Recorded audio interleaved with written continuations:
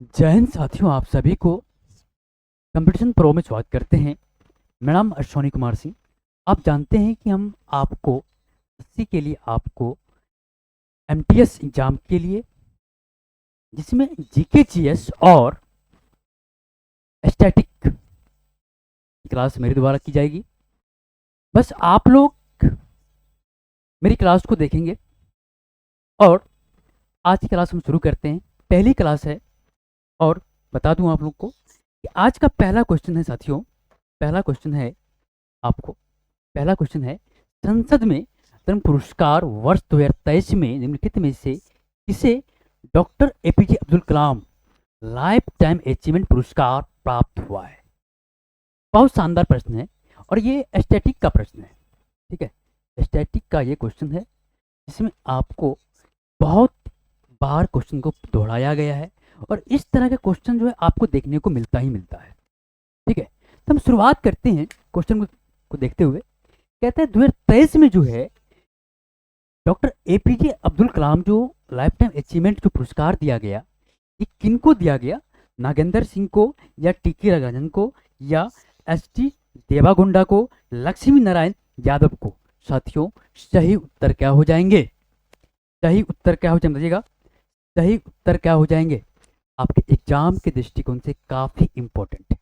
हम बात करते हैं कि साथियों, यह जो आपको पुरस्कार दिया गया, यह पुरस्कार आपको दिया गया है टिक्की राजन को। किसको? टिक्की राजन को दिया गया है। ठीक है, रंगराजन, टिक्के रंगराजन को दिया गया है, ध्यान रखिएगा। अब बात करता है साथियों, यह पुरस्कार जो है, यह पुरस्कार की बात करते हैं।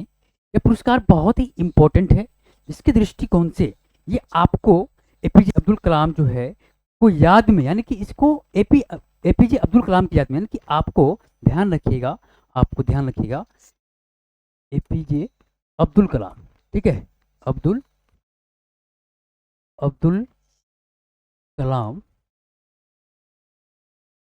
के याद में दिया जाता है।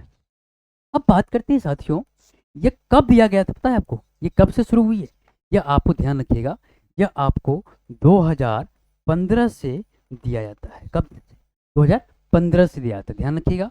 यह पुरस्कार आपको जो है आपको 2015 से दिया जाता है, 2015 से।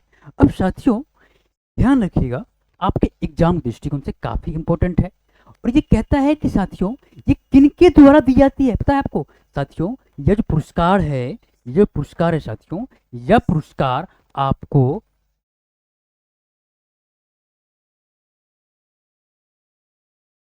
तमिलनाडु तमिलनाडु तमिलनाडु सरकार के द्वारा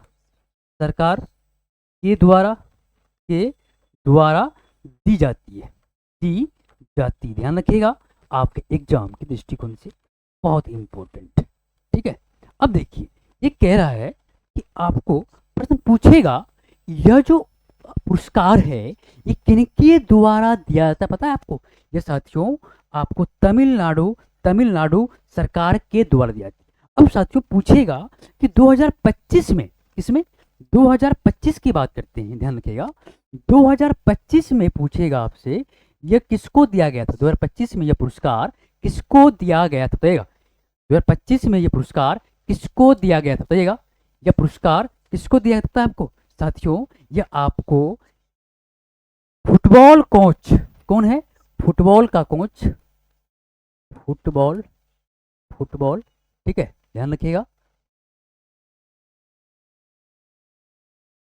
फुटबॉल, ठीक है, फुटबॉल कोच, कोच कौन है पता है आपको? फुटबॉल कोच कौन है साथियों? ध्यान रखिए, वीरेंद्र सिंह सहावत, ठीक है, या वीरेंद्र सिंह रावत को दिया गया था। ठीक है, वीरेंद्र सिंह रावत को, वीरेंद्र सिंह वीरेंद्र सिंह रावत को दिया गया था। यहां तक कोई आपत्ति दोस्त? यहां तक कोई आपत्ति? अब बात करते हैं, एक शिक्षक को भी दिया गया था। एक शिक्षक कौन था पता है आपको? 2025 में, जो 2025 की बात करेंगे, 2025 में आपको एक शिक्षक को दिया गया था, शिक्षक को, ठीक है, शिक्षक को दिया गया था, शिक्षक को दिया गया था। ये शिक्षक कौन था पता है? ये शिक्षक कौन है बताइए, ये शिक्षक कौन है बताइएगा, ये शिक्षक कौन है साथियों, ये आपको अनुज कुमार द्विवेदी, अनुज कुमार द्विवेदी, ध्यान रखिएगा आपको अनुज कुमार द्विवेदी, ठीक है, अनुज कुमार द्विवेदी को ध्यान रखिएगा, आपके एग्जाम के दृष्टिकोण से काफी इंपॉर्टेंट है। अब देखिए 2023 में जो पुरस्कार मिला था ये आपको टिक्के रंगराजन को मिला था, और 2025 अगर पूछेगा तो 2025 में आपको वीरेंद्र सिंह रावत को दिया गया था, और ये एपीजे अब्दुल कलाम की याद में यह पुरस्कार दिया जाता है, कब से, 2015 से, 2015 से, और ये तमिलनाडु की सरकार के द्वारा घोषणा की जाती है। पूछेगा कि साथियों कि आपको एपीजे अब्दुल कलाम जो है अचीवमेंट शिक्षक को, कौन सा शिक्षक को पुरस्कार सम्मानित किया, तो अनुज कुमार द्विवेदी को, ठीक है, ध्यान रखिएगा, यहां तक कोई आपत्ति आप लोगों को नहीं होनी चाहिए। चलिए आगे बढ़ते हैं, पहला क्वेश्चन का आंसर आपको हो गया, बी इसका राइट आंसर हो गया। चलिए अगला क्वेश्चन देखिएगा, कहता है राष्ट्रीय न्यायिक आयोग विरोध, राष्ट्रीय न्यायिक आयोग विधेयक जो राष्ट्रीय न्यायिक आयोग के माध्यम से न्यायाधीशों की नियुक्ति को नियमित करने के लिए एक निजी सदस्य विधेयक है, जो राज्यसभा में कब पेश किया गया था। बहुत शानदार क्वेश्चन है, यह क्वेश्चन आपको करंट को भी जोड़ता है, ठीक है, करंट को भी जोड़ता है, ध्यान रखिएगा, इसको करंट को, करंट अफेयर को भी जोड़ता है, ध्यान रखिएगा।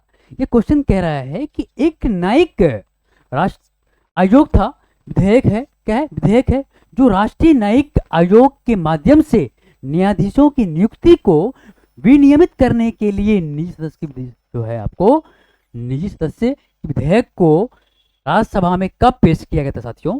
राज्यसभा की जब भी बात करेंगे ना, ध्यान रखिएगा, ये राज्यसभा जब भी बात करेंगे तो साथियों राज्यसभा में आपको देख लीजिए, राज्यसभा में कहता है, ऑप्शन कहता है अगस्त 2023, जुलाई 2023, मार्च 2022, सितंबर दिसंबर 2022। साथियों सही उत्तर क्या हो जाएगा, सही उत्तर क्या होगा साथियों, ये राज्यसभा में जो पेश किया गया था, ध्यान रखिएगा 1 दिसंबर, 1 दिसंबर, ध्यान रखिएगा 1 दिसंबर, ठीक है, 2000 आपको 22 को यह पेश किया गया था, 1 दिसंबर 2022 को यह पेश किया गया था, ठीक है। अब साथियों मैं बता दूं आप लोग को, ये आपको क्या है, निजी विधेयक है, क्या है आपको, यह आपको क्या है, ये साथियों ध्यान रखिएगा, यह आपको निजी विधेयक है, निजी विधेयक है, ठीक है, निजी क्या है आपको, निजी, आपको ध्यान रखिएगा, निजी, निजी विधेयक है, निजी क्या है, विधेयक है। ये काम क्या करती है पता है आपको साथियों, यह काम करता है, आपको ध्यान रखनी चाहिए, न्यायाधीशों की नियुक्ति को विनियमित करने के लिए आपको निजी सदस्य की क्या करती है, ये आपको मंजूरी, क्लियर यहां तक, सदस्य क्या करता है, विधेयक है, और राज्यसभा में आपको 1 दिसंबर 2022 को पेश किया गया था, यहां तक क्लियर है। चलिए इसका आंसर क्या हो जाएगा, आपको इसका डी जो है इसका करेक्ट आंसर हो जाएगा, डी जो होगा करेक्ट आंसर हो जाएगा। चलिए अगला क्वेश्चन देखिएगा, कहता है पीएम स्वनिधि योजना 2020 भारत सरकार के किस मंत्रालय द्वारा संचालित किया जाता है। देखिए ये क्वेश्चन बहुत शानदार क्वेश्चन है, ये है पीएम स्वनिधि योजना, क्या है, स्वनिधि योजना, स्वनिधि योजना, स्वनिधि योजना, ठीक है, योजना की बात करती है।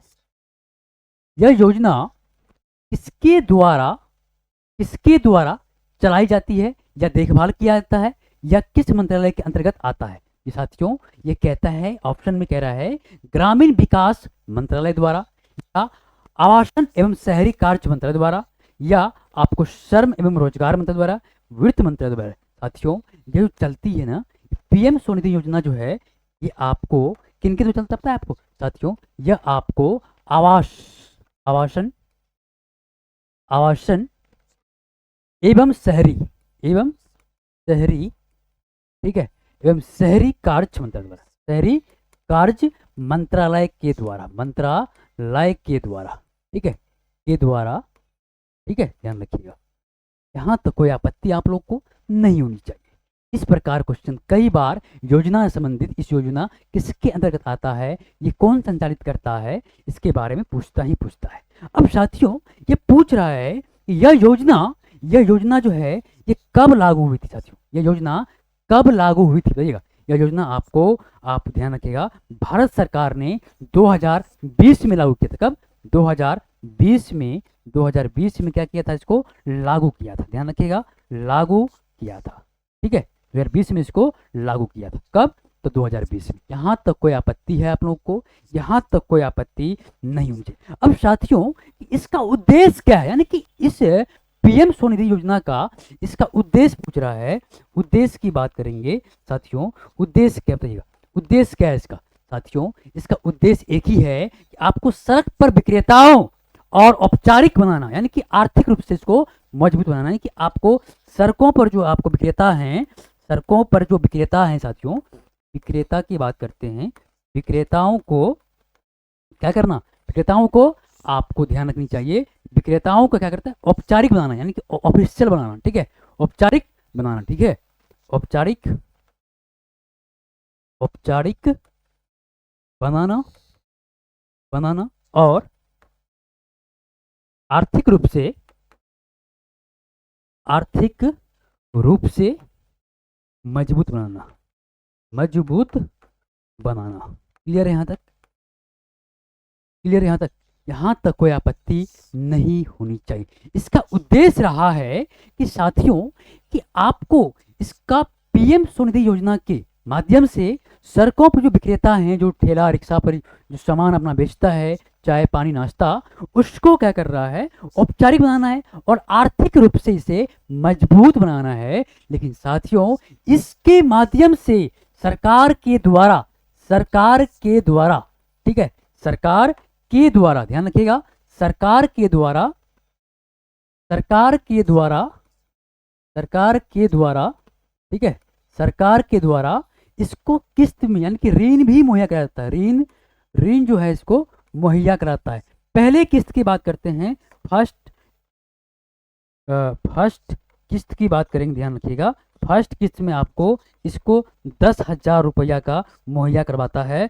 दूसरे में आपको देखिएगा, सेकंड में, सेकंड किस्त की बात करेंगे तो 20,000 रुपया जो है आपको मुहैया करवाता है। और तीसरे किस्त की बात करेंगे, तीसरे किस्त की बात करते हैं साथियों, ध्यान रखिएगा, तीसरा में आपको 20 से लेकर 50,000 तक, 20 से लेकर 50,000 तक जो है आपको इसका ऋण प्राप्त होने की, ठीक है। यहाँ तक कोई आपत्ति नहीं होनी चाहिए। क्वेश्चन बिल्कुल समझ में आ गई होगी और इससे संबंधित जो भी प्रश्न होंगे वो आपको देखने को मिल जाएगा। अब देखिए ये कहता है पीएम स्वनिधि योजना जो है आपको ये आवासन एवं शहरी मंत्रालय द्वारा ये संचालित होती है, लेकिन उद्देश्य में सड़कों पर विक्रेताओं को औपचारिक और आर्थिक रूप से मजबूत बनाना।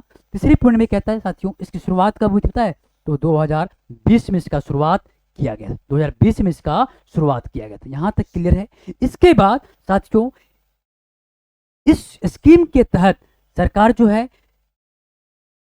विक्रेताओं को ऋण भी मुहैया करवाता है। पहले किस्त में 10,000, दूसरे में आपको 20,000 और तीसरे किस्त में 20,000 से लेकर 50,000 तक का ऋण मुहैया सरकार करती है। ठीक है, चलिए ऑप्शन नंबर क्या होगा साथियों इसका? ऑप्शन नंबर इसका हो जाएगा बी, इसका राइट आंसर। बी जो इसका राइट आंसर हो जाएगा, बी जो है इसका राइट आंसर हो जाएगा। यहां तक कोई आपत्ति नहीं होनी चाहिए। अगला क्वेश्चन, ठीक है, चलिए कहता है चौथा क्वेश्चन देखिएगा। ये क्वेश्चन कह रहा है कि सैलामेंडर और घरेलू छिपकली के बीच उनके वास स्थल के अतिरिक्त अंतर का एक और आधार निम्नलिखित में से कौन सा हो सकता है? देखिए ये क्वेश्चन भी बहुत इंपॉर्टेंट है आपके एग्जाम के दृष्टिकोण से, आपके एग्जाम के दृष्टिकोण से काफी इंपॉर्टेंट है, ध्यान रखिएगा। कहते हैं सैलामेंडर और घरेलू छिपकली के बीच वास स्थल में अतिरिक्त अंतर का एक आधार में से कौन सा है? साथियों अंडज है या त्वचा पर साल्क है या तीन कक्ष वाले हृदय है या अनियमितता है? साथियों सही उत्तर क्या हो जाएंगे? सही उत्तर क्या हो जाएंगे? तो ये साथियों हम जब भी बात करेंगे आपके एग्जाम दृष्टिकोण से काफी इंपॉर्टेंट है। जब भी बात करते हैं साथियों, ये जो सेलामेंडर है क्या है? सेलामेंडर की बात करते हैं, ध्यान रखिएगा, सेलामेंडर की बात करते हैं, ठीक है। सेलामेंडर जो है, सेलामेंडर, ठीक है, ये पता होनी चाहिए कि साथियों इसका त्वचा है क्या? त्वचा पर क्या पता है आपको? त्वचा जो इसका साथियों है, ध्यान रखिएगा, त्वचा की बात करते हैं, त्वचा पर क्या है? शाल्क है। क्या है आपको? शाल्क है, ठीक है, शाल्क है, ध्यान रखिएगा, शाल्क है। त्वचा पर क्या है आपको? शाल्क है। यहाँ तक कोई आपत्ति नहीं होनी चाहिए। और ध्यान रखिएगा सेलामेंडर जो आवासों की आपको छिपकली त्वचा पर क्या होते हैं? शाल्क होते हैं। जबकि आपको, जबकि जो है देखिए ये जो है साथियों ध्यान रखिएगा, यह जो है छिपकली पर क्या होता है? छिपकली पर ध्यान रखिएगा, छिपकली की बात करेंगे, छिपकली की जब भी बात करते हैं आपके एग्जाम के दृष्टिकोण से काफी इंपॉर्टेंट है, ठीक है। किस प्रकार देखिए छिपकली पर जो है होता है साथियों, ये जो होता है ना, तो त्वचा जो है एकदम होता है, त्वचा इसका, त्वचा पर क्या होता है आपको? शाल्क होता है, ध्यान रखिएगा, शाल्क होता है, ध्यान रखिएगा। यहाँ तक कोई आपत्ति नहीं होनी चाहिए, यहाँ तक कोई आपत्ति है तो ये। लेकिन जबकि सेलामेंडर की त्वचा जो आपको होता है चिकनी एवं क्या होता है? शाल्क होता है, चिकनी एवं शाल्क होता है। देखिए छिपकली का, छिपकली का, छिपकली का जो होता है का क्या होता है? त्वचा शाल्क होता है। लेकिन इसका जो होता है ना, इसका जो बात करेंगे, जबकि इसका बात करेंगे, ध्यान रखिएगा, इसका जब भी बात करते हैं एक ही चीज ध्यान रखिएगा, आपको त्वचा जो है चिकनी और नम्र शाल्क होती है। क्या होती है? नम्र शाल्क होती है, चिकनी, चिकनी, ठीक है, चिकनी, चिकनी नम्र शाल्क होती है, शाल्क, शाल्क रहित होती है, रहित होती। यहाँ तक कोई आपत्ति आपको नहीं होनी चाहिए, यहाँ तक कोई आपत्ति है तो ये। अब बात करते हैं कि आपको अंडज, अधिकांश जो है आपको बात करते हैं किसका? देखिए ये कहता है अंडज की बात करते हैं। ये अंडज जो है आपको क्या होता है? ये अंडज आपको, अधिकांश सैलामेंडर जो है अपना अंडा जो है क्या करता है? ये पानी में देता है। कहाँ देता है? पानी में क्या देता है? अंडा देता है। क्या देता है? अंडा, ठीक है, पानी में क्या करता है? ये अंडा देता है। कौन? तो सेलामेंडर, ध्यान रखिएगा, सेलामेंडर जो है आपको, सेलामेंडर आपको जो अंडज का काम करता है, या आपको इसका अंडा देने का स्थान है, या आपको पानी में देता है, ध्यान रखिएगा। अब बात करते हैं साथियों, ये जो अंडा होता है ये आपको चमड़े के होते हैं। क्या होते हैं? चमड़े का, ठीक है, चमड़े का होता है, ध्यान रखिएगा, ध्यान रखिए। यहाँ तक कोई आपत्ति नहीं होनी चाहिए, यहाँ तक कोई आपत्ति नहीं होनी चाहिए। यहाँ तक कोई दिक्कत है बताइए? यहाँ तक कोई दिक्कत नहीं होनी चाहिए। अब बात करते हैं कि साथियों कि छिपकली में और सेलामेंडर में क्या होता है पता है? छिपकली और सेलामेंडर की बात करते हैं, छिपकली और सेलामेंडर में आपको ये जो इसका हृदय जो होता है, हृदय की बात करते हैं, इसका हृदय जो है तीन कक्ष वाला होता है। क्या होता है? तीन कक्ष वाला हृदय होता है, ठीक है, वाला हृदय होता है, ध्यान रखिएगा। प्रश्न पूछेगा आपसे, प्रश्न पूछेगा कि बताइए कि सेलामेंडर में और छिपकली में कितने हृदय होते हैं? तीन कक्ष वाले हृदय होते हैं। कितने कक्ष? तीन कक्ष वाले, ध्यान रखिएगा, यहां तक कोई आपत्ति नहीं। अब बात करते हैं साथियों कि बताइए कि आपको सेलामेंडर का वैज्ञानिक नाम क्या होता है? वैज्ञानिक नाम क्या बताइएगा साथियों? सेलामेंडर का जो वैज्ञानिक नाम है, ध्यान रखिएगा, सेलामेंडर का वैज्ञानिक नाम, वैज्ञानिक, वैज्ञानिक नाम क्या होता है? वैज्ञानिक, एक मिनट, वैज्ञानिक नाम क्या होता है? वैज्ञानिक नाम साथियों, वैज्ञानिक नाम की जब भी हम बात करेंगे ध्यान रखिएगा, आपको हेमिडेक्टाइलस होता है। क्या होता है? हेमिडेक्टाइलस, ठीक है, क्लियर है यहाँ तक? क्लियर है यहाँ तक? चलिए, हेमिडेक्टाइलस, ठीक है, यहाँ तक कोई दिक्कत?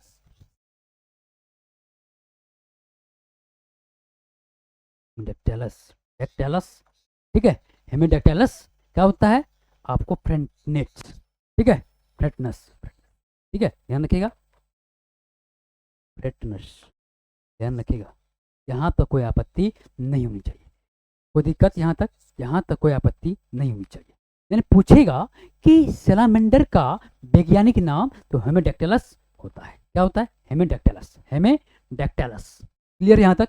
चलिए, ऑप्शन नंबर क्या होगा साथियों? ऑप्शन नंबर जो होगा इसका बी जो होगा सही उत्तर हो जाएगा। बी जो इसका होगा सही उत्तर हो जाएगा। यहाँ तक कोई आपत्ति नहीं होनी चाहिए, यहाँ तक कोई आपत्ति नहीं होनी चाहिए। आगे बढ़ते हैं दोस्त। अगला क्वेश्चन ये कहता है गोवा में का निम्नलिखित में से कौन सा नृत्य पुर्तगालियों पर मराठा योद्धाओं की जीत का जश्न मनाने के लिए किया जाता है? किया जाता है। बहुत शानदार प्रश्न है, बहुत शानदार प्रश्न है। देखिएगा आपके एग्जाम में ये क्वेश्चन कई बार देखने को मिला है, खासकर एसएससी में तो बिल्कुल। ये एसएससी का वेरी वेरी इंपॉर्टेंट है, ये बहुत ही इंपॉर्टेंट क्वेश्चन है, ध्यान रखिएगा, वेरी वेरी इंपॉर्टेंट क्वेश्चन है। ये कहता है साथियों पुर्तगालियों पर जो है, पुर्तगालियों पर मराठाओं की जीत का क्या था? जश्न मनाने के लिए, जश्न मनाने के लिए, ध्यान रखिएगा, पुर्तगालियों, ठीक है, पुर्तगालियों पर मराठा का, पुर्तगालियों पर मराठा का जीत का जश्न मनाने के लिए, जीत का जश्न मनाने के लिए, जश्न मनाने के लिए, ठीक है, मनाने के लिए आपको घोड़े मोदनी जो है, इसको बोलते हैं, क्या बोलते हैं, क्या बोलता है आपको? घोड़े मोदनी, ठीक है, घोड़े मोदनी बोलते। और इसी को साथियों क्या कहते हैं पता है आपको? ये साथियों इसी को आपको घुड़सवारी कहते हैं। क्या कहते हैं? घुड़सवारी। क्या कहते हैं? ध्यान रखिएगा, ये जो है आपको इसको क्या कहते हैं पता है आपको? इसको साथियों ध्यान रखिएगा, घुड़सवारी, घुड़सवारी और मार्शल आर्ट, मार्शल आर्ट, ठीक है, मार्शल आर्ट की बात करते हैं। यहां तक कोई आपत्ति है? बताइए, यहां तक कोई आपत्ति है? तो घुड़सवारी और मार्शल आर्ट का शानदार प्रदर्शन किया जाता है, शानदार प्रदर्शन किया जाता है। ध्यान रखिएगा, मार्शल आर्ट, ठीक है, शानदार प्रदर्शन किया जाता है। यहां तक कोई आपत्ति मेरे दोस्त नहीं होनी चाहिए। लेकिन इसमें ध्यान रखिएगा साथियों, इसमें आपको महिला और पुरुष जो साथियों है, महिला और पुरुष दोनों क्या होते हैं? इसमें भाग लेते हैं। इस नृत्य में, घुड़सवारी में, आपको मार्शल आर्ट में, ध्यान रखिएगा, आपको मार्शल आर्ट में महिला और पुरुष दोनों भागीदारी लेता है, ठीक है। अब साथियों इसका वार्षिक एक जो है उत्सव होता है, जिसमें आपको गोवा में जो है एक उत्सव का नाम है, गोवा की बात करेंगे, ये आपको सिग्मो उत्सव की बात करते हैं। सिग्मो उत्सव में वार्षिक मतलब कि साल में एक बार, और ये 10 दिनों का होता है। 10 दिनों तक चलने वाला क्या है? यह आपको त्योहार है, 10 दिनों तक चलने वाला एक उत्सव है, ध्यान रखिएगा। कोई दिक्कत यहाँ तक कोई दिक्कत नहीं होनी चाहिए। अब बात करते हैं साथियों, सही उत्तर क्या होगा इसका? सही उत्तर हो जाएगा ऑप्शन नंबर इसका ए, इसका करेक्ट आंसर हो जाएगा। अब साथियों हम बात करेंगे इसका, हम बात करते हैं साथियों, ध्यान रखिएगा, हम बात करेंगे कि ये मेरुलम जो है, मेरुलम ये कहाँ की है? ये भी साथियों आपको गोवा की है, गोवा का उत्सव है, गोवा का उत्सव है। और ये साथियों सिग्मो उत्सव में क्या होता है? सिग्मो उत्सव में मनाया जाता है, ठीक है। इसके बाद गोप की बात करते हैं साथियों, गोप जो है ध्यान रखिएगा, गोप की बात करते हैं, गोप भी जो है आपको गोवा में मनाया जाता है, गोवा में मनाया जाता है, गोवा में क्या होता है? मनाया जाता है, यह उत्सव गोवा में ही मनाया जाता है। और ये साथियों आपको सिग्मो यानी कि इसको भी जो है सिग्मो उत्सव के दौरान ही मनाता है, सिग्मो उत्सव के दौरान, ठीक है, सिग्मो उत्सव के दौरान इसको मनाया जाता है। अब साथियों यह पारंपरिक क्या है? ये आपको यहाँ का क्या है? आपको यहाँ का पारंपरिक क्या है? पारंपरिक जो है आपको पारंपरिक उत्सव है, क्या है? पारंपरिक उत्सव है। कौन? तो आपको घोड़े मोदनी जो है आपको, ये क्या है? गोवा का क्या है? एक पारंपरिक उत्सव है जिसको आपको घुड़सवारी मार्शल आर्ट के रूप में, इसमें महिला और पुरुष जो है आपको दोनों भागीदारी लेते हैं और सिग्मा उत्सव के दौरान ये 10 दिन तक जो है चलने वाला एक उत्सव है। यहाँ तो कोई दिक्कत मेरे दोस्त, मेरे शेर, बताओ। चलिए हम अगला क्वेश्चन देखते हैं। कहता है भारतीय मौसम विज्ञान के अनुसार निम्नलिखित में से कौन सा ऋतु भारत में आने वाली ऋतु नहीं है। साथियों ये क्वेश्चन देखो कितना इजी क्वेश्चन है, कितना इजी क्वेश्चन है। देखो क्वेश्चन को कभी कभी होता क्या है कि आप रेशनल तरीके से समझोगे तो कुछ क्वेश्चन ऐसे होते हैं कि आपको शब्द में ही आंसर छुपा हुआ रहता है, शब्द में ही आंसर छुपा हुआ रहता है। देखिए भारतीय मौसम विज्ञान के अनुसार निम्नलिखित में से कौन सा ऋतु जो है आपको भारत में आने वाली ऋतु नहीं है। भारत में आने वाला ऋतु नहीं पूछ रहा है, आने वाला ऋतु नहीं पूछ रहा है, ध्यान रखिएगा। देखिए ऑप्शन कहता है, ए कहता है दक्षिण पश्चिमी में मानसून ऋतु यानी साउथ वेस्ट का मौसम जो है जंग की बात करती है, ये बिल्कुल सही है, ये बिल्कुल आती है, ठीक है। अब देखिए सेकंड बार कहता है कि आपको ठंडे मौसम की ऋतु कोल्ड वेदर की बात करती है, ये भी अभी तो ठंड का मौसम चल रहा है, नवंबर के महीने चल रहे, ठंड का मौसम चल रहा है, ये भी हमारे भारत में मानसून आते हैं। इसके बाद कहता है गर्म, ये भी गर्म जो आपको अप्रैल मई जून में आ जाता है। लेकिन एक है कि आपको भूमध्य सागरीय ऋतु यानी भूमध्य रेखीय ऋतु, ठीक है, ध्यान रखिएगा। यह ऋतु जो है आपको कभी कभी क्या होता है, ध्यान रखिएगा, आपको ये सामान्यतः पूरे वर्ष क्या होता है, गर्म होता है। सामान्यतः पूरे वर्ष क्या होता है आपको, सामान्यतः जो है आपको पूरे वर्ष जो है क्या होता है, ये गर्म होता है, गर्म होता है, ध्यान रखिएगा, गर्म होता है। पूरे वर्ष क्या होता है, गर्म होता है और इसमें आंद्रिक जो है छुपी होती है। यहाँ तक कोई आपत्ति नहीं होनी चाहिए, यहाँ तक कोई आपत्ति नहीं होनी चाहिए। लेकिन साथियों यहाँ जो है भारी बारिश, भारी जो है आपको, भारी क्या होता है, वर्षा भी होता है, भारी वर्षा भी होता है, ध्यान रखिएगा, वर्षा भी होता है। यहाँ तक कोई आपत्ति नहीं होनी चाहिए। यहाँ तक आप लोग को बेहिचक समझ में आ चुकी होगी कि साथियों यहाँ उच्च ताप और भारी वर्षा जो है आपको क्या होता है, सदाबहार वन में उत्पन्न होती है, ठीक है, भारी वर्षा उत्पन्न होती है। और इसमें साथियों ध्यान रखिएगा सदाबहार वन भी क्लियर। यहाँ तक कोई आपत्ति है आप लोग को, यहाँ तक कोई आपत्ति नहीं होनी चाहिए। चलिए और ध्यान रखिएगा एक पॉइंट और बता दूं आप लोगों को, यहाँ एक पॉइंट ये लिखिएगा कि आपको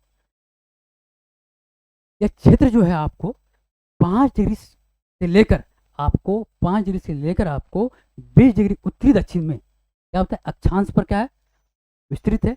यानी कि 5 डिग्री से लेकर 20 डिग्री तक उत्तरी और दक्षिणी अक्षांश पर क्या है आपको, अक्षांश पर विस्तृत है।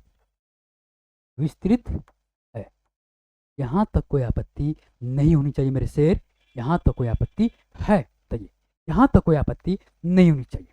चलिए प्रश्न पूछेगा इस तरह क्वेश्चन का आंसर क्या होगा, ऑप्शन नंबर इसका डी जो है हो जाएगा, ऑप्शन नंबर इसका डी जो है इसका करेक्ट आंसर हो जाएगा। चलिए हम आगे बढ़ते हैं। अगला क्वेश्चन कहता है कौन सी संगीत जो जोरी बनारस घराने का ख्याल गायन और वंशावली का हिस्सा है। चलिए बहुत शानदार क्वेश्चन है, ये आपको बनारस से संबंधित क्वेश्चन है। कहते हैं कौन सा संगीत जो है आपको बनारस घराने का ख्याल जो है गायन वंशावली का हिस्सा है यानी पार्ट है। कहता है सुभान कासिम की बात करती है या सुभान बाप की बात करती है, संध्या प्रसून की बात करती है या राजन और सजन मिश्रा की बात करती है, और सलामत अली या नजाकत अली खान की बात करती है। सही उत्तर क्या होंगे, सही उत्तर क्या होंगे। जब भी हम बात करते हैं ध्यान रखिएगा सही उत्तर हो जाएगा साथियों। ये जो बनारस घराने की बात करते हैं, ध्यान रखिएगा, बनारस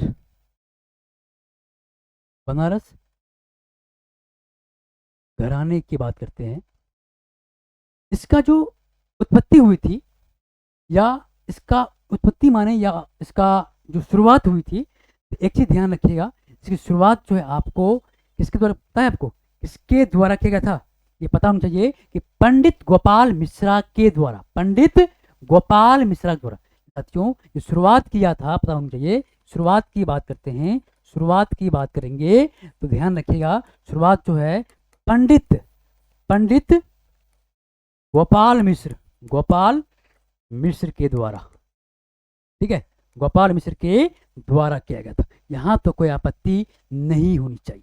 लेकिन साथियों ये कहता है ये संगीत जो है जोड़ी घराने का ये ख्याल आपको वंशावली चल रहा है, यानी कि वंश जनरेशन यानी कि पीढ़ी दर पीढ़ी चल रहा है। इन्हीं का जो चल रहा है साथियों, राजन और साजन मिश्रा के द्वारा यह चलाया जा रहा है। ऑप्शन नंबर क्या होगा इसका? सी जो है इसका सही उत्तर हो जाएगा।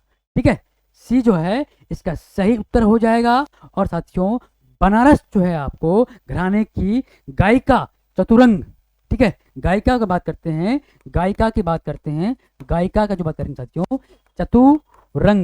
चतुरंग की बात कर, ध्यान रखिएगा चतुरंग। और साथियों चतुरंग के साथ साथ आप ध्यान रखिएगा आपको त्रिवट भी है। क्या है? त्रिवट की रचना की गई, त्रिवट की रचना की गई, त्रिवट की क्या की गई साथियों? ध्यान रखिएगा चतुरंग और त्रिवट की रचना की गई, रचनाएं की गई। यहां तक कोई आपत्ति नहीं होनी चाहिए। यहां तक कोई आपत्ति है दोस्त? तो ये यहां तक कोई आपत्ति। अब बात करते हैं साथियों कि राजन और सजन को यह पुरस्कार जो दिया गया था, यानी कि पद्म भूषण की बात करते हैं। पद्म भूषण जो है कब दिया गया था? इसको राजन और सजन को कब जो है पद्म भूषण दिया गया था? 2007 में। कब? 2007 में, ध्यान रखिएगा 2007 में दिया गया था। अब साथियों ध्यान रखिएगा एक पुरस्कार था संगीत जो है नाटक अकादमी पुरस्कार, संगीत नाटक अकादमी पुरस्कार आपको 1998 में दिया गया था। कब? ध्यान रखिएगा संगीत नाटक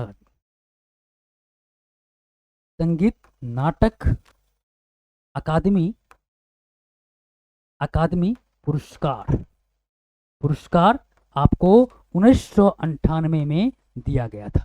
1998 में दिया गया था। यहां तक कोई आपत्ति मेरे दोस्त, मेरे शेर बताओ, यहां तक कोई आपत्ति नहीं होनी चाहिए, यहां तक कोई आपत्ति नहीं होनी चाहिए। समझ गए? चलिए ऑप्शन नंबर क्या होगा इसका? ऑप्शन नंबर जो इसका होगा सी इसका राइट आंसर हो जाएगा। सी जो इसका राइट आंसर हो जाएगा। यहां तक कोई दिक्कत? चलिए देख लीजिए। चलिए कहता है हर साल हॉर्नबिल महोत्सव निम्नलिखित में से किस राज्य में मनाया जाता है? किस राज्य में मनाया जाता है? कहता है in which of the following state is the hornbill festival celebrate every year? बहुत शानदार क्वेश्चन है। गोवा, सिक्किम, नागालैंड, त्रिपुरा। साथियों सही उत्तर पूछ रहा है। हम जब भी बात करेंगे ना तो हम बात करते हैं कि हॉर्नबिल की बात करते हैं। किसका? हॉर्नबिल का। हॉर्नबिल जो है महोत्सव की बात करते हैं, तो महोत्सव की बात करेंगे, ध्यान रखिएगा यह महोत्सव, ध्यान रखिएगा यह महोत्सव आपको खास करके नागालैंड में, कहा? नागालैंड में, ध्यान रखिएगा नागालैंड की बात करते हैं। ठीक है, नागालैंड की बात करते हैं। यहां तक कोई आपत्ति नहीं होनी चाहिए, यहां तक कोई आपत्ति नहीं होनी चाहिए। अब साथियों ये हॉर्नबिल महोत्सव का जो शुरुआत हुआ था, कब हुआ था साथियों? इसकी शुरुआत की बात करते हैं ना, शुरुआत जो है ध्यान रखिएगा, शुरुआत की बात करते हैं आपको 2000 ईस्वी में, 2000 ईस्वी में किया गया था। कब? 2000 ईस्वी में। अब बात करते हैं साथियों इसका, ध्यान रखिएगा हॉर्नबिल महोत्सव जो है, हॉर्नबिल महोत्सव की बात करते हैं, ये आपको आंध्र प्रदेश, यानी आंध्र प्रदेश नहीं अरुणाचल प्रदेश और आपको केरल के क्या है हॉर्नबिल जो है, ध्यान रखिएगा हॉर्नबिल जो है आपको ये पक्षी के नाम पे, ये आपको पक्षी के नाम पे रखा गया है। ठीक है, ये आपको पक्षी के नाम पे रखा गया, पक्षी के नाम पर रखा गया है। अब साथियों ये जो पक्षी है, ये जो हॉर्नबिल पक्षी है, ये आपको अरुणाचल प्रदेश, ठीक है, और आपको केरल का क्या है? आपको केरल का केरल का क्या है आपको राष्ट्रीय पक्षी है, राष्ट्रीय राष्ट्रीय क्या है आपको पक्षी है, राष्ट्रीय पक्षी है, ध्यान रखिएगा राष्ट्रीय पक्षी, यहां तक कोई आपत्ति नहीं होनी। राष्ट्रीय पक्षी राजकीय पक्षी इसको बोलते हैं, ठीक है, राजकीय पक्षी मान लीजिए, राजकीय पक्षी, ठीक है, राजकीय राजकीय पक्षी कहाँ का, अरुणाचल प्रदेश और केरल का आपको हॉर्नबिल जो है आपको राजकीय पक्षी है, लेकिन यह आपको पक्षी के नाम पर आपको यह जो है आपको महोत्सव का नाम रखा गया। अब बात करते हैं साथियों, यह आपको 10 दिन तक, यानी कि यह त्योहार जो है आपको, यह त्योहार की बात करते हैं, यह त्योहार जो आप ध्यान रखिएगा, ये 10 दिनों तक सांस्कृतिक कार्यक्रम, सांस्कृतिक उत्सव है, ठीक है, उत्सव है, यानी कि ये जो कार्यक्रम है ये उत्सव है, ये 10 दिन तक जो है आपको मनाया जाता है, 10 दिनों तक मनाया जाता है। अब साथियों जब भी हम बात करते हैं ये आपके एग्जाम के दृष्टिकोण से काफ़ी इम्पोर्टेंट है, काफ़ी इम्पोर्टेंट है, ठीक है। अब देखिए त्रिपुरा की बात करते हैं, त्रिपुरा की हम बात करेंगे, त्रिपुरा में कौन कौन सा त्योहार मनाता है, कौन कौन सा, जिसे मान लीजिए एक है सबसे प्रसिद्ध हमको लग रहा है, पिलक की बात करते हैं, पिलक महोत्सव, ठीक है, ध्यान रखिएगा। इसके बाद हम बात करते हैं एक और है आपको, आप एग्जाम में ध्यान रखिएगा, गरैया पूजा इसको बोलते हैं, गरैया पूजा, किसको, गरैया पूजा, गरैया पूजा बोलते हैं इसको, ध्यान रखिएगा। इसके बाद ध्यान रखिएगा साथियों आपको खराची, खराची त्योहार, खराची त्योहार, ठीक है, खराची त्योहार, खराची त्योहार की बात करते हैं, खराची त्योहार की बात करते हैं। अब देखिए साथियों सिक्किम की बात करते हैं, सिक्किम में आपको कौन कौन सा त्योहार मनाया जाता है, सिक्किम बताइए, सिक्किम के बारे में बताइए, सिक्किम के बारे में, सिक्किम के बारे में बताइए आप लोग थोड़ा सा, सिक्किम के बारे में, सिक्किम के बारे में बताइए साथियों। सिक्किम में तो आप ध्यान रखिएगा रामनवमी, ठीक है, रामनवमी की बात करती है, रामनवमी ये त्योहार जो है आपको मनाया जाता है। उसके बाद सगा का दाब, सगा दाब, ठीक है, सगा दाब, ध्यान रखिएगा ये आपको सिक्किम में, यहां तक कोई दिक्कत। उसके बाद एक और है लुसुंग, लोसुंग, ठीक है, एक और ध्यान रखिएगा लोसुंग, यहां तक कोई आपत्ति नहीं होनी चाहिए ऑप्शन। चलिए ऑप्शन नंबर क्या होगा इसका, हो जाएगा सी जो है इसका सही उत्तर हो जाएगा, सी जो है सही उत्तर हो जाएगा। यहाँ तक कोई दिक्कत मेरे दोस्त, मेरे शेर, बताओ ये सभी चीज़ को आप पॉइंट आउट करिएगा और नोट डाउन कर लीजिएगा, ये सभी क्वेश्चन कहीं से भी आपको पूछ सकता है, पूछेगा। हॉर्नबिल महोत्सव का जो है आपको ये पक्षी के नाम पर रखा गया, ये कहाँ का पक्षी है साथियों, राजकीय पक्षी है, अरुणाचल प्रदेश और केरल का राजकीय पक्षी के रूप में माना जाता है। कोई दिक्कत यहाँ तक कोई दिक्कत नहीं होनी चाहिए। चलिए अगला क्वेश्चन देखिएगा, कहता है मुगल बादशाह बाबर सूफी सिलसिला को या सूफी सिलसिला का अनुयायी था। देखिए Mughal empire Babur was the follower of the dash Sufi order. साथियों बहुत शानदार प्रश्न है, आपके एग्जाम में क्वेश्चन यहाँ से कई बार देखने को मिला है। जब भी हम बात करते हैं तो ध्यान रखिएगा बाबर या मुगल बादशाह बाबर नक्शबंदी की सूफी सिलसिला को अनुयायी थे, यानी कि ये कहता है कि आपको बाबर जो है, यानी कि मुगल की बात करते हैं, मुगल बादशाह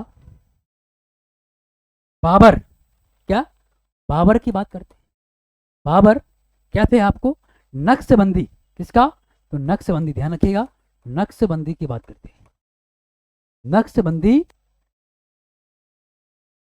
सिलसिला का अनुयायी था, ठीक है, बाबर नक्शबंदी अनुयायी था, सिलसिला का अनुयायी था, क्लियर यहाँ तक क्लियर है। अब साथियों यह जो सिलसिला है इसकी स्थापना की बात करते हैं, इसकी स्थापना जो आपको, इसकी स्थापना की बात करेंगे, इसकी स्थापना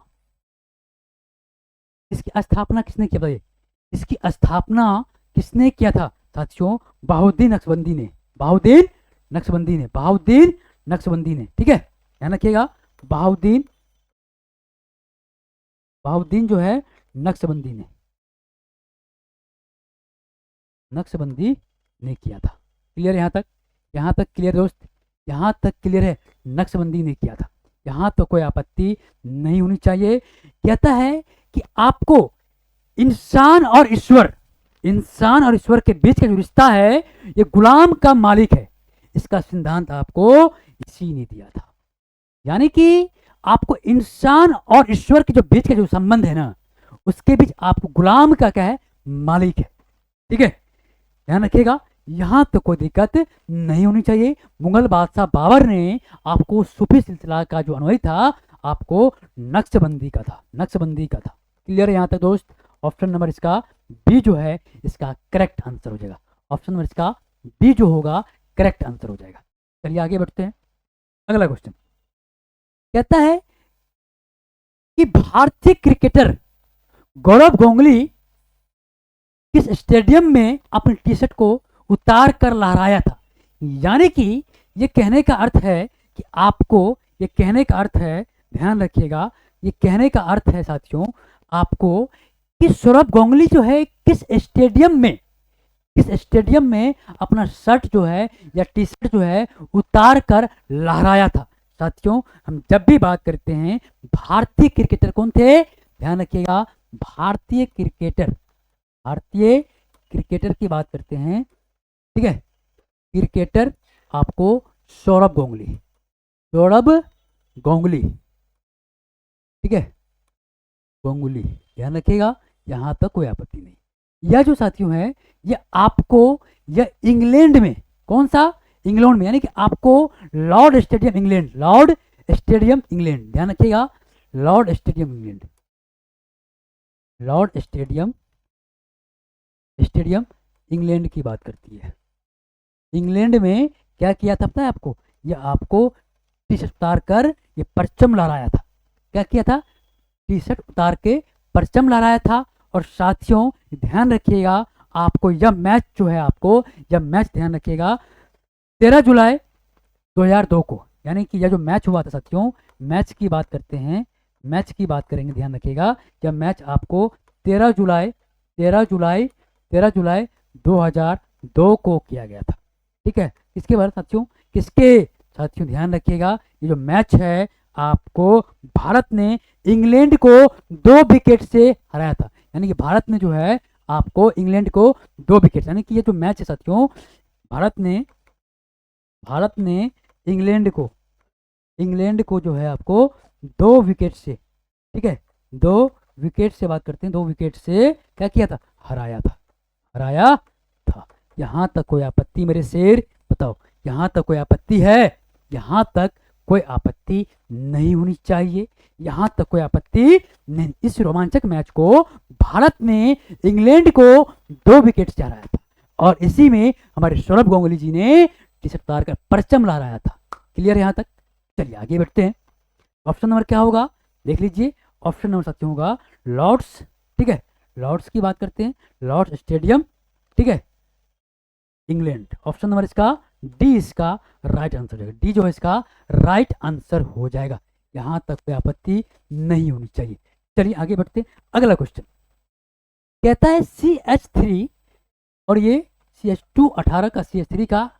देखिए सबसे पहली बात कि हम जानेंगे कि कह रहा है कि आपको IUPAC का, देखिए IUPAC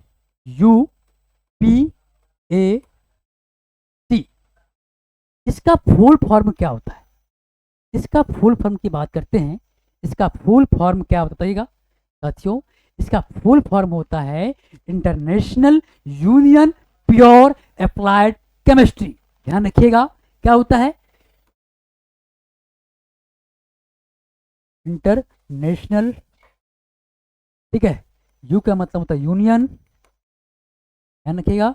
उसके बाद यूनियन ऑफ प्योर, ठीक है, प्योर अप्लाइड, ठीक है, इसके बाद आपको केमिस्ट्री। क्लियर दोस्त? यहां तक कोई आपत्ति नहीं होनी चाहिए। यानी कि आपको ये कह रहा international union of the pure applied chemistry में इसका जो है आपको नाम पूछ रहा है इसके बारे में, इसका तो ये इसका नाम पूछ रहा है साथियों, ध्यान रखिएगा। तो क्या हो जाएगा, इसका नाम हो जाएगा इक्कोचेन। वेरी गुड, क्या होगा साथियों, इक्कोचेन, ध्यान रखिएगा।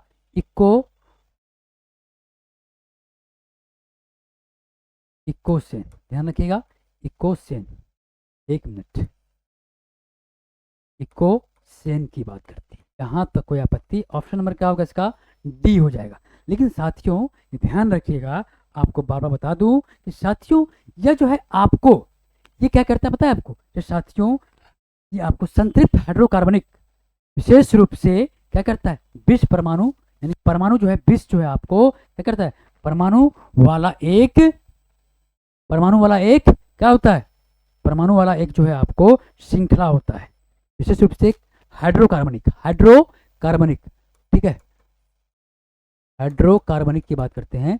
हाइड्रोकार्बनिक जो है आपको 20 परमाणु वाला जो है क्या होता है, आपको ध्यान रखिएगा, आपको साथियों ध्यान रखिएगा, एक श्रृंखला होता है, एक क्या होता है, श्रृंखला होता है, ठीक है। कोई दिक्कत यहाँ तक? चलिए, यहाँ तक कोई आपत्ति नहीं मुझे, आगे बढ़ते हैं। कहता है निम्नलिखित में से कौन सा उपन्यास अरविंद अडिगा द्वारा नहीं लिखा गया है? देखिए सबसे बड़ी बात है कि आपको कि हम बात करेंगे कि अरविंद अडिगा, अरविंद, ठीक है, अरविंद की बात करते हैं, अरविंद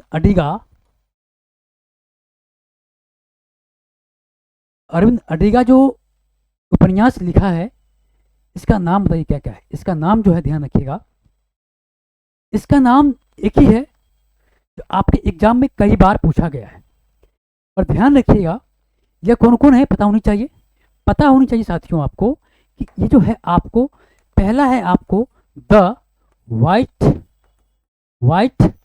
टाइगर, क्या है आपको, टाइगर, ध्यान रखिएगा। दूसरा क्या है साथियों आपको, दूसरा आपको है आपको सिलेक्शन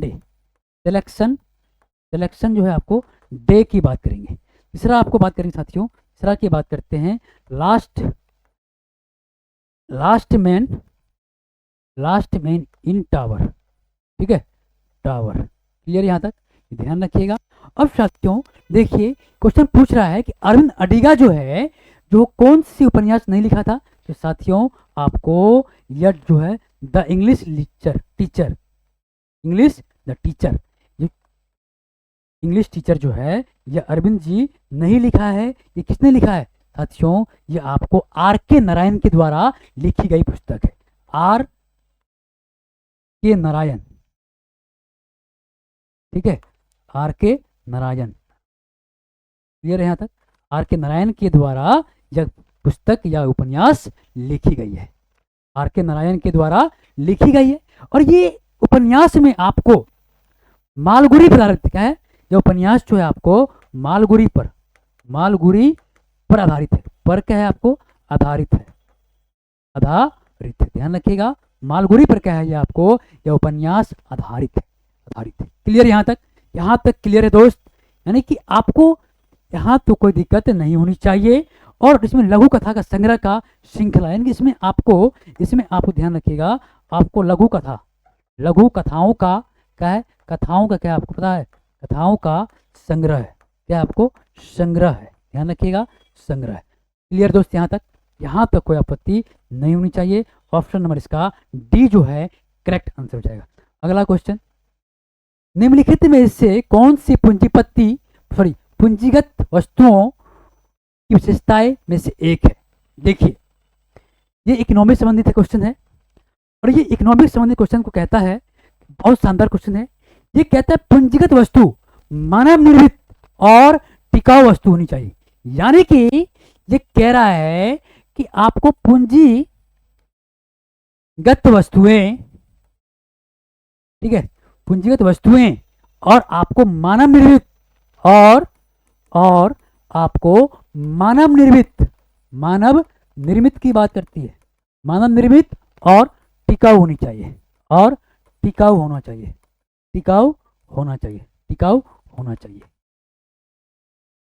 ठीक है, यानी कि पूंजीगत वस्तुएं जो है मानव निर्मित और टिकाऊ होना चाहिए। लेकिन साथियों ये कहता है पूंजीगत वस्तुएं जो है किसी व्यवसाय या सरकार, ठीक है, सरकार की संपत्ति होती है। यानी कि ध्यान रखिएगा कि आपको पूंजीगत वस्तु जो होता है, पूंजीगत, ठीक है, पूंजीगत वस्तुएं, पूंजीगत वस्तुएं, वस्तुएं जो होता है या तो व्यवसाय होता है, व्यवसाय का होता है, व्यवसाय या सरकार की होती है, सरकार की संपत्ति होती है, संपत्ति या संपत्ति होती है। क्लियर यहाँ दोस्त, क्लियर है यहाँ तक? यहाँ तक क्लियर है? तो ये यहाँ तक कोई आपत्ति नहीं होनी चाहिए। जैसे कि ये इसका उपयोग की बात करता है साथियों, उपयोग में जो होगा उत्पादन हो जाएगा, सेवा हो जाएगा, ठीक है, उपयोग की बात करते हैं, उपयोग की बात कर ध्यान रखिएगा, उपयोग में आपको उत्पादन, उत्पादन, सेवाएं, सेवाएं, ठीक है, ध्यान रखिएगा, सेवाएं, यहाँ तो कोई दिक्कत नहीं होनी चाहिए। यानी उत्पादन सेवाएं का निर्माण किया जा सकता है, उत्पादन सेवा, सेवा निर्माण, निर्माण जो है आपको किया जाता है, निर्माण किया जाता है, यहाँ तक कोई आपत्ति नहीं होनी चाहिए। अब जैसे कि एग्जाम्पल की बात करते हैं साथियों, एग्जाम्पल में जैसे कि हम बात करते हैं, जैसे कि मशीनरी, मशीनरी, वाहन, ठीक है, मशीनरी, वाहन, ये सब क्या है साथियों? सभी जो पूंजीगत वस्तुएं हैं, क्या है? पूंजीगत वस्तुएं हैं। कारखाने, कच्चे माल, सब क्या है? कच्चे माल, कारखाने, ठीक है, कारखाने की बात करते हैं, कारखाने, कच्चे माल, ठीक है, कच्चे माल की बात करते हैं, ये सभी क्या है साथियों? ये पूंजीगत वस्तु और आपको इसकी विशेषता है। क्लियर दोस्त यहाँ तक? यहाँ तक कोई दिक्कत नहीं होनी चाहिए, यहाँ तक कोई दिक्कत नहीं होनी चाहिए। आगे बढ़े, ऑप्शन नंबर क्या होगा साथियों? यानी कि वे टिकाऊ भी होती है, वे टिकाऊ भी होती है। ऑप्शन नंबर इसका जो होगा सी, इसका राइट आंसर होगा, सी जो इसका होगा राइट आंसर हो जाएगा।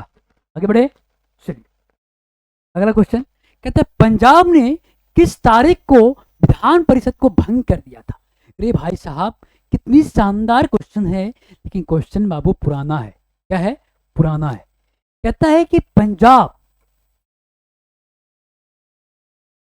पंजाब ने, पंजाब ने आपको विधान परिषद, परिषद जो है भंग कर दिया था। क्या किया था? भंग, भंग कब किया? ये भंग पूछ रहा है ना, भंग कब किया? भंग जो है कब किया बताइए साथियों। जब भी बात करते हैं आपके एग्जाम के दृष्टिकोण से काफी इंपॉर्टेंट है, यह क्वेश्चन का जवाब जो होगा 1 जनवरी 1970 को, कब? 1 जनवरी, 1 जनवरी 1970 को, 1970 को जो है आपको क्या किया? 1970 को जो है भंग कर दिया।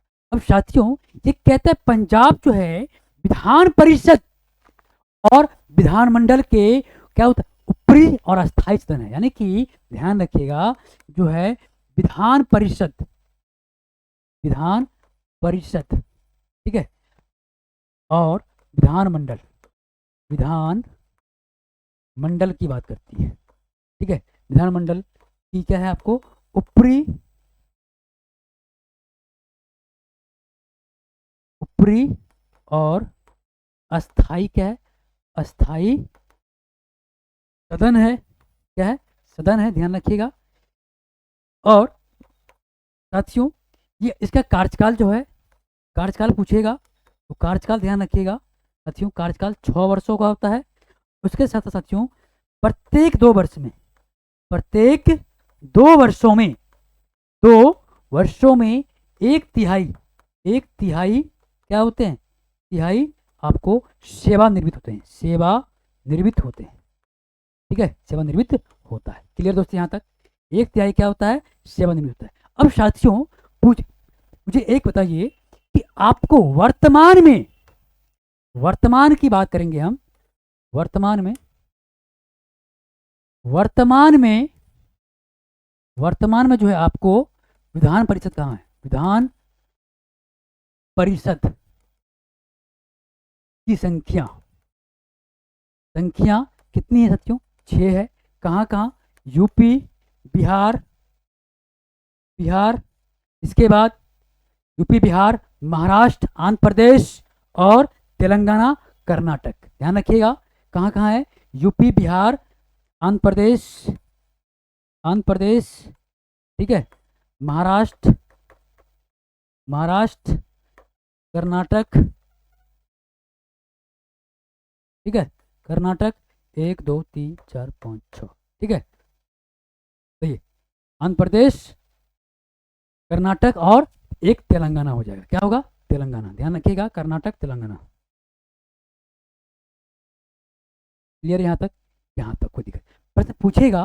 ध्यान कितना साथियों, 6 है। कौन, यूपी, बिहार, आंध्र प्रदेश, महाराष्ट्र, कर्नाटक, तेलंगाना में अभी भी क्या है, आपको विधान परिषद है, ठीक है।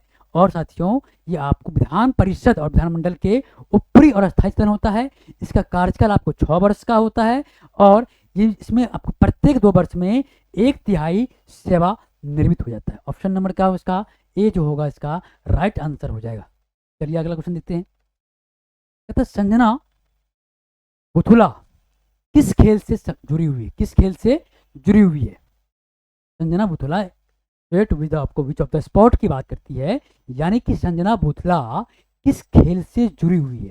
साथियों जब भी हम बात करते हैं आपके एग्जाम के दृष्टिकोण से बात करते हैं, साथियों ये आपको संजना बुथुला की जब भी बात करते हैं ध्यान रखिएगा,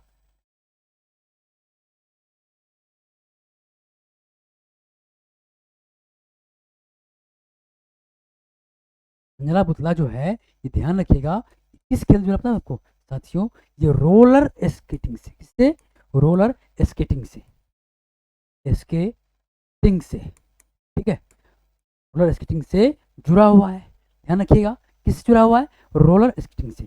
उन्होंने आपको एशियाई खेल में 19वें एशियाई खेल में आपको 2023 में भारत का प्रतिनिधित्व किया था, यानी कि ये 19वें जो है आपको एशियाई खेल में, एशियाई खेल 2023 की बात करते हैं, भारत की तरफ से, भारत के तरफ से क्या किया था, प्रतिनिधित्व किया था। क्लियर यहाँ तक, क्या किया था, प्रतिनिधित्व किया था। कोई दिक्कत यहाँ तक। और साथियों जब 15 वर्ष की उम्र में क्या किया था, आपको पदक जीतने वाली महिला बनी थी, यानी 15 वर्ष में जो है आपको, 15 वर्षों में ये जो है आपको महिला, ये 15 वर्ष की आयु में, ठीक है, 15 वर्ष की आयु में पदक जीता था, पदक जीता है। क्लियर यहाँ तक, कितने उम्र में, 15 वर्ष की उम्र में, 15 वर्ष की उम्र में आपको, और सबसे युवा भारतीय खिलाड़ी थी, सबसे जो है आपको ये क्या थी, आपको युवा भारतीय खिलाड़ी थी, युवा भारतीय खिलाड़ी थी, खिलाड़ी थी, ठीक है, खिलाड़ी थी। कौन, तो संजना बुथुला। यहाँ तक कोई आपत्ति मेरे शेर, यहाँ तक कोई आपत्ति नहीं होनी चाहिए। आगे बढ़े, चलिए आगे बढ़ते हैं। अगला क्वेश्चन कहता है महिला प्रीमियम लीग प्रतियोगिता वर्ष 2023 में रॉयल चैलेंज बेंगलोर को कप्तान कौन थी। देखिए ये कहता है कि महिला प्रीमियम लीग प्रतियोगिता परीक्षा 2023 में हुआ था, ठीक है, इसको बोलते हैं WPL। क्या बोलते हैं, WPL। ये कब हुई थी, 2023 में, ठीक है। इसमें आपको कप्तान पूछ रहा है, यानी कि रॉयल, क्या, रॉयल की बात करते हैं, रॉयल चैलेंज, ठीक है, चैलेंजर्स बेंगलोर की कप्तान की बात करते हैं। कप्तान कौन था साथियों, पता है आपको साथियों, कप्तान जो है ध्यान रखिएगा, कप्तान जो था स्मृति मंधाना। यहाँ तक कोई आपत्ति नहीं होनी चाहिए, यहाँ तक कोई आपत्ति है तो यहाँ तक कोई दिक्कत नहीं होनी चाहिए। लेकिन यही जो है साथियों, इसको किसको हराया था साथियों, ये जो है आपको, ये दिल्ली कैपिटल को, यानी कि दिल्ली कैपिटल को क्या किया था, हराया था।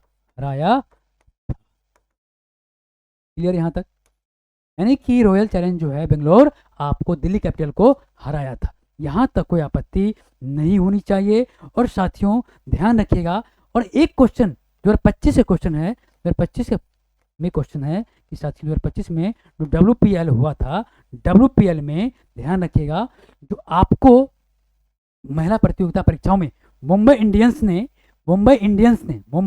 इंडियंस ने दिल्ली कैपिटल को हराया था। यानी कि WPL में आपको बात करेंगे, आपको मुंबई की बात करते हैं, मुंबई इंडियंस,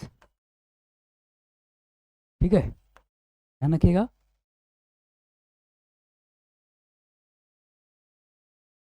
मुंबई इंडियंस जो है आपको दिल्ली कैपिटल को हराया था। क्लियर यहाँ तक क्लियर है दोस्त। चलिए आगे बढ़े। अगला क्वेश्चन, लोसर किस राज्य के केंद्र शासित प्रदेश में नव वर्ष की शुरुआत के प्रतीक के रूप में मनाया जाता है? साथियों प्रतीक के रूप में बिहार, केरल, नई दिल्ली, लद्दाख। साथियों जब भी बात करते हैं ध्यान रखिएगा, लोसर की बात करते हैं तो लोसर जो है, ध्यान रखिएगा, लोसर जो है साथियों ये जो किस राज्य में आपको नव वर्ष की, साथियों ध्यान रखिएगा, लद्दाख में। कहाँ? तो लद्दाख में। और साथियों ध्यान रखिएगा लद्दाख में तो होता है, लेकिन साथियों ये तिब्बती जो है आपको तिब्बती कैलेंडर के अनुसार, ठीक है, ध्यान रखिएगा, कोई दिक्कत यहाँ तक, नव वर्ष की शुरुआत में प्रतीक रूप में आता है लद्दाख में, ठीक है, क्लियर यहाँ तक। और ध्यान रखें साथियों यह जो त्योहार है आपको, यह त्योहार जो है आपको, यह त्योहार की बात करते हैं, जो त्योहार भारत में जो है कहाँ कहाँ मनाता है पता है मुझे चाहिए आपको, भारत में कहाँ कहाँ। साथियों ध्यान रखिएगा, आपको यह त्योहार जो आपको, ध्यान रखिएगा, यह त्योहार आपको भारत में नेपाल, तिब्बत और सिक्किम, भूटान में मनाता है। यानी कि आपको ध्यान रखिएगा कि भारत में आपको नेपाल, ठीक है, नेपाल, भूटान, सिक्किम और आपको सिक्किम के बाद आपको तिब्बत, ठीक है, ये सभी क्षेत्रों में ये त्यौहार मनाया जाता है। और साथियों इसमें एक पॉइंट ये है आपको कि तिब्बती कैलेंडर के अनुसार आपको 11वें महीने, ठीक है, क्या महीने? 11वें महीने के पहले दिन मनाया जाता है। यह त्योहार जो है आपको यह त्योहार जो है तिब्बती कैलेंडर के अनुसार आपको 11वें महीने के पहले दिन मनाया जाता है। यहाँ तो कोई दिक्कत नहीं होनी चाहिए। ऑप्शन नंबर इसका डी इसका सही हो जाएगा। कहते हैं मौर्य वंश के संस्थापक कौन था भाई? बताओ, मौर्य वंश का संस्थापक कौन था? साथियों मौर्य वंश का संस्थापक था, ध्यान रखिएगा, मौर्य वंश का जो है संस्थापक की बात करते हैं, संस्थापक की बात करेंगे तो साथियों पता होना चाहिए कि आपको चंद्रगुप्त मौर्य। कौन होगा? चंद्रगुप्त मौर्य की बात करते हैं। चंद्रगुप्त मौर्य साथियों शासनकाल की बात करते हैं। शासनकाल की जब भी बात करेंगे साथियों बताइए, शासनकाल कब की बात है साथियों? 322 ईसा पूर्व में, 322 ईसा पूर्व में, ठीक है, 322 ईसा पूर्व की बात करती है। क्लियर यहाँ तक? अब साथियों यह जो है क्या साथियों बिंदुसार की बात करते हैं। साथियों बिंदुसार कौन है पता है आपको? बिंदुसार कौन है साथियों? बिंदुसार जो है, या आप बताइए चंद्रगुप्त मौर्य वंश का अंतिम शासक पूछेगा, शासक कौन था साथियों? शासक तो ध्यान रखिएगा घनानंद था, ठीक है, घनानंद था। और साथियों बिंदुसार जो साथियों बिंदुसार कौन है साथियों? ये चंद्रगुप्त का क्या है? चंद्रगुप्त का बेटा है, यानी पुत्र है, ठीक है, क्या है आपको? पुत्र है, ठीक है, क्या है? पुत्र है, ध्यान रखिएगा। इसका कार्यकाल की बात करते हैं साथियों 298 ईसा पूर्व से लेकर 273 ईसा पूर्व, यानी कि इसका कार्यकाल की बात करते हैं। शासनकाल की बात करेंगे, ठीक है, शासनकाल की बात करते हैं 298 से लेकर 73 ईसा पूर्व की बात करते हैं। क्लियर दोस्त? यहाँ तक क्लियर है। अब बात करते हैं साथियों अशोक क्या थे साथियों? इस वंश का जो है आपको, इस वंश का प्रतापी राजा था। क्या था? प्रतापी राजा था, प्रतापी प्रतापी क्या था आपको, प्रतापी राजा था। क्लियर दोस्त, यहाँ तक क्लियर है? यहाँ तक, यहाँ तक कोई आपत्ति नहीं होनी चाहिए। ऑप्शन नंबर क्या होगा इसका, ऑप्शन नंबर इसका बी जो है करेक्ट आंसर हो जाएगा, बी जो है इसका सही उत्तर हो जाएगा, बी जो होगा इसका सही उत्तर हो जाएगा।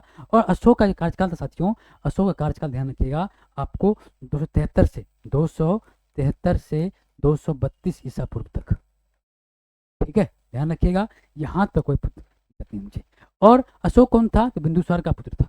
क्लियर यहाँ तक, ठीक है। चलिए अशोक जो है आपको ध्यान रखिएगा, यहाँ तो कोई आपत्ति नहीं होनी चाहिए। चलिए अगला क्वेश्चन कहता है कि एम मुंशी के ऐतिहासिक उपन्यास द गोलरी ऑफ द पाटन मूल रूप से किस भारतीय भाषा को में लिखा गया है। सही साथियों, ये जो आपको द ग्लोरी पाटन की बात करेंगे, ये जो इसकी भाषा जो लिखा गया है क्या है, ये आपको एक ऐतिहासिक क्या है, आपको तो भाषा की बात करते हैं साथियों, गुजराती है, गुजराती भाषा में लिखा गया है, गुजराती भाषा में लिखा गया है, ध्यान रखिएगा।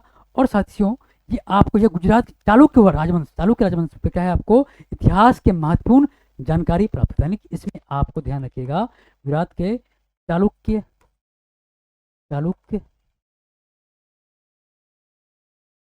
राजवंश चालुक्य राजवंश के इतिहास के महत्वपूर्ण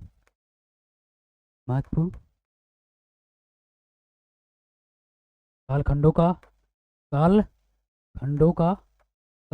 क्या है, का विस्तृत जानकारी।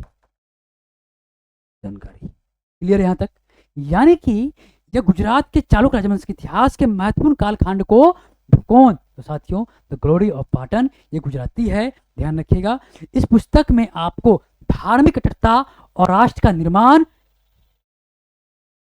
निर्माण के रूप में क्या है, धर्म के विषयों पर क्या है जानकारी मिलती है, ठीक है, जानकारी मिलती है, यहां तक कोई आपत्ति नहीं होनी चाहिए दोस्त।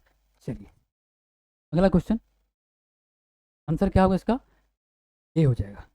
अगला क्वेश्चन कहता है हल्दी में निम्नलिखित में से कौन सा रासायनिक यौगिक मौजूद है, रासायनिक यौगिक जो है मौजूद है, रासायनिक यौगिक जो है मौजूद है, बताइएगा। रासायनिक साथियों जब भी बात करते हैं आपके एग्जाम के दृष्टिकोण से काफी इंपॉर्टेंट है। देखिए जो हल्दी है, इस हल्दी में आपको ध्यान रखिएगा क्या है, आपको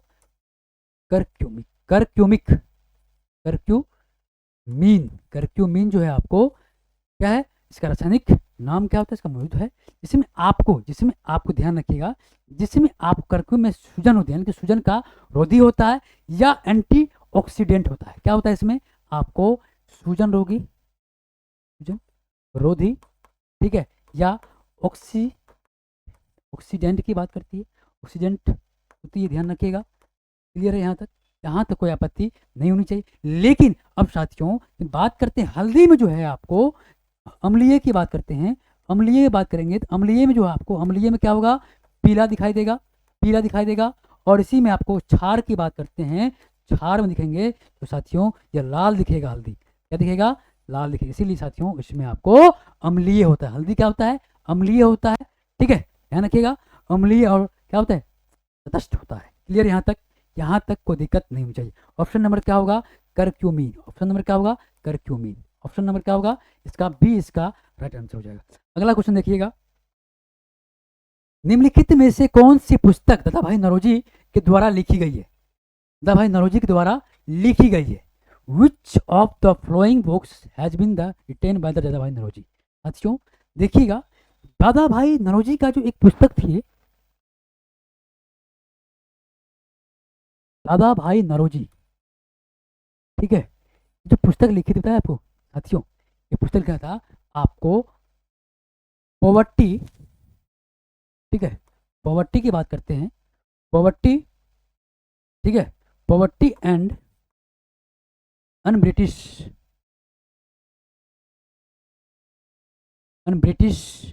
रूल इन इंडिया, ठीक है, रूल इंडिया लिखा था, यही किताब। ऑप्शन नंबर क्या होगा? ऑप्शन इसका बी जो है इसका सही उत्तर हो जाएगा, बी जो है इसका सही उत्तर हो जाएगा इन्होंने। ठीक है, चलिए साथियों, इसी को साथियों हम क्या बोलते हैं? ओल्ड मैन के नाम से भी, ठीक है, ओल्ड मैन के नाम से हम जानते हैं। ठीक है, ओल्ड मैन के नाम से भी हम इनको जानते हैं, यानी कि ग्रैंड ओल्ड मैन के, ग्रैंड ओल्ड मैन के नाम से हम जानते हैं। ध्यान रखिएगा, ये अनौपचारिक क्या था आपको? राजदूत था। ठीक है, क्या था? राजदूत था। कौन? तो साथी दादाभाई नौरोजी जो है आपको ग्रैंड ओल्ड मैन के नाम से भी इनको हम जानते हैं। क्लियर यहाँ तक? चलिए अगला क्वेश्चन, अगला क्वेश्चन देखिएगा, कहता है कृषि की रबी ऋतु अक्टूबर नवंबर में शुरू होती है और समाप्त कब होता है? साथियों जब बताइएगा समाप्त कब होता है, समाप्त कब होता है? साथियों जब भी हम बात करेंगे ना तो रबी फसल, रबी की बात करते हैं, ध्यान रखिएगा, रबी ऋतु की बात करते हैं। ठीक है, रबी ऋतु की बात करते हैं, ध्यान रखिएगा। रबी ऋतु जो है अक्टूबर नवंबर की बात करते हैं, अक्टूबर नवंबर। ठीक है, नवंबर में क्या होती है? बोई जाती है, बोई जाती है। फिर कटाई होता है साथियों, कटाई आपको ध्यान रखिएगा, आपको कब होती है साथियों? मार्च और अप्रैल में होता है। कब होता है जो कटाई होता है? कटाई जो होता है साथियों ये आपको मार्च में, मार्च और अप्रैल में, अप्रैल में। अब बताइए मुझे कि आप रबी फसल में कौन कौन सा फसल आता है? रबी फसल में कौन कौन सा फसल आता है साथियों? जैसे कि साथियों गेहूं, जौ, चना और सरसों और मटर। क्या होता है? गेहूं, गेहूं, जौ, जौ, चना, मटर, सरसों, ये सभी क्या है? ये सभी साथियों आपको रबी फसल है। अब साथियों खरीफ क्या है? खरीफ फसल क्या होता है? खरीफ फसल जो है आपको ये कब होता है? खरीफ फसल बताइए, खरीफ फसल जो साथियों है आपको जून जुलाई में बोई जाती है और नवंबर में काटी जाती है। यानी कि खरीफ फसल जो साथियों, ध्यान रखिएगा क्वेश्चन आता है यहाँ से, खरीफ फसल जो है जून जुलाई में, जून जुलाई में, जून जुलाई में बोई जाती है और जो कटाई होती है इसकी, कटाई जो होती है साथियों, कटाई कब होती है? तो नवंबर में, नवंबर में। क्लियर दोस्त? जैसे कि मान लीजिए, जैसे में बात करेंगे, जैसे में धान, क्या? तो धान, ध्यान रखिएगा, धान जो है आपको क्या है? धान, चावल, बाजरा, इटीसी जो है आपको, ठीक है, धान, चावल, बाजरा, बाजरा, ठीक है, इटीसी। कोई दिक्कत यहाँ तक? यहाँ तक कोई दिक्कत नहीं। चलिए आगे बढ़ते हैं। अगला क्वेश्चन कहता है निम्नलिखित में से किस अधिनियम में भारत के प्रांतीय प्रशासन, द्वैत शासन प्रणाली का जो आपको शुरू किया? साथियों द्वैत प्रशासन जो शुरू किया गया था आपको 1919 में भारत सरकार अधिनियम के द्वारा किया गया था। और साथ ही इसमें आपको यूपीएससी का भी गठन किया गया था। यूपीएससी का क्या किया था? स्थापना किया गया था, स्थापना किया था। क्लियर दोस्त? यहाँ तक क्लियर है? चलिए ऑप्शन नंबर क्या होगा इसका? ए इसका राइट आंसर जाएगा, राइट आंसर जाएगा। मध्यकालीन भारतीय में वास्तुकला की शैली संदर्भ में पच्चीकारी क्या है? पच्चीकारी क्या है भाई? पच्चीकारी क्या है? यानी कि मोर कला का मूर्ति की शिल्पकला है, या दीवारों पर, दीवारों पर उपरतन जो है आपको बने हुए, ठीक है, डिजाइन से सजाना। उसके बाद ताजमहल की दीवारों की तेज चित्रण। इसके बाद मुगल द्वारा उपयोग किए गए जाने वाले उत्तम गुणवत्ता वाले वस्त्र। साथियों बताइएगा सही उत्तर क्या होंगे? साथियों सही उत्तर की जब भी हम बात करेंगे, ये इसका भी उत्तर जो साथियों ये आपको दीवारों पर जो उपरतन है, ठीक है, जो बने हुए हैं डिजाइन, इसे जाना होता है। ऑप्शन नंबर इसका जो है बी इसका साथियों। और ये ध्यान रखिएगा कि 16वीं शताब्दी के दौरान, 16वीं शताब्दी दौरान, शताब्दी के दौरान। क्लियर यहाँ तक? चलिए अगला क्वेश्चन देखिएगा, कहता है, हाँ अगला क्वेश्चन, इसके बाद सोडियम बाइकार्बोनेट रासायनिक सूत्र क्या है? सोडियम बाइकार्बोनेट का रासायनिक सूत्र साथियों बात करेंगे। इसका जो सूत्र के नाम बताऊं साथियों, Na NaHCO3 की बात करती है, इसका रासायनिक सूत्र होता है। ठीक है, यहाँ तक क्या होगा, ऑप्शन नंबर साथियों इसका बी जो है सही उत्तर हो जाएगा। और साथियों ध्यान रखिएगा, इसको हम बेकिंग सोडा के नाम से भी जानते हैं। ठीक है, इसको हम आपको बेकिंग सोडा के नाम से भी हम जानते हैं, ये भी जानते हैं, के नाम से जानते हैं। क्लियर यहाँ तक कोई दिक्कत नहीं होनी चाहिए। और साथियों ये आपको ये सोडा जो है आपको यानी कि खाने में भी काम आता है, खाने का भी काम आता है, पेय का भी काम आता है, यानी खाने पीने में भी यह सोडा आपको बेकिंग सोडा काम आता है। ये आपको ये सोडियम जो है आपको बाइकार्बोनेट आपको क्या होता है, ये गंधहीन अकार्बनिक गैस क्या है, आपको ये ध्यान रखिएगा, गंधहीन जो है आपको गंधहीन बाइकार्बोनिक कार्बोनिक सोडा है। ठीक है, ध्यान रखिएगा, गंधहीन सोडा होता है, यानी कि आपको इसको जो खाएंगे कोई किसी प्रकार का आपको गंध नहीं आएगा। ध्यान रखिएगा, यह गंधहीन आपको अकार्बनिक यौगिक है। ये बेकिंग पाउडर जो है आपको पेय पदार्थों में इस्तेमाल किया जाता है। इसका घटक जो है आपको सूक्ष्म रासायनिक या होता है। क्लियर यहाँ तक कोई दिक्कत नहीं होनी चाहिए। NaHCO3 बेकिंग सोडा जो है आपको नाम जाना जाता है। इसके गंधहीन बाइकार्बोनिक सोडा यौगिक है और इसको खाने पीने में भी इसका काम हम करते हैं। यहाँ तक दोस्तों कोई दिक्कत नहीं हुआ होगा। मैं उम्मीद करता हूँ आप लोगों को क्लास बहुत अच्छा लगा होगा। तो आज की क्लास को हम यही समाप्त करते हैं।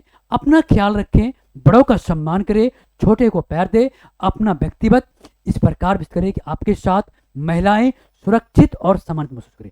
जय हिंद, जय भारत।